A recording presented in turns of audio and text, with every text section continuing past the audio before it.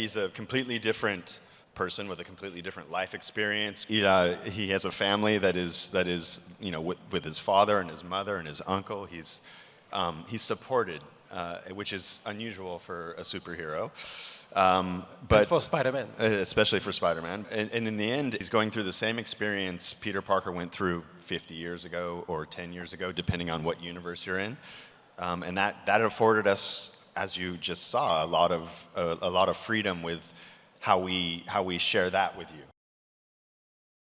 You can look at it as the story of a young person who feels they're different, feels they're alone, is having challenges, and something happens to them that awakens them to having to discover who they actually are. And in doing that, he enters a wider world and sees that there are many other people who have something very much in common with him. So he finds a sort of brotherhood.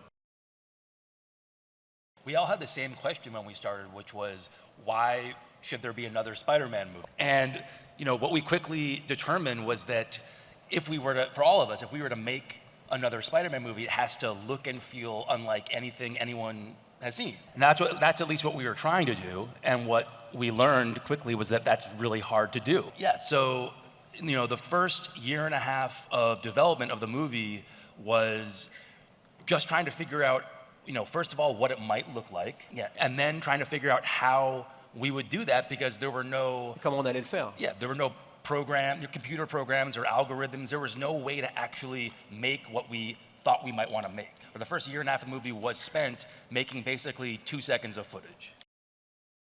Well, the Spider-Verse, as most of you probably know, refers to the idea that there are multiple parallel universes where things are slightly different in each universe, and obviously in each one of these universes there is a slightly different version of Spider-Man. We ended up narratively using the multiverse, the Spider-Verse, as a way to bring other characters into Miles' world, as you just saw, and really help him with his origin story, with overcoming sort of the fear and the anxieties of trying to pick up where Peter Parker left off.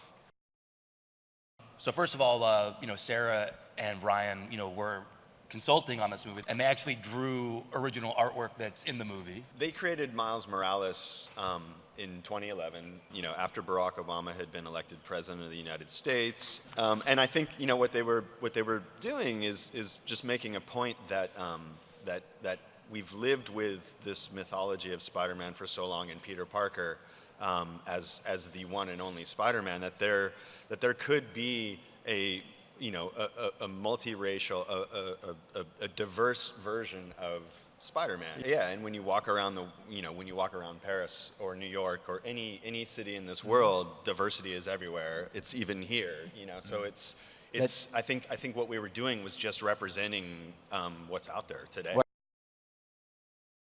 We have a version of the Kingpin story in this movie that's central to what goes on, and I think the Kingpin in a way represents almost the opposite of what a character like Miles or Peter represents. Because he doesn't have a family. Well, or the idea that with Spider-Man with great power, you need great responsibility. The Kingpin's almost the opposite of that.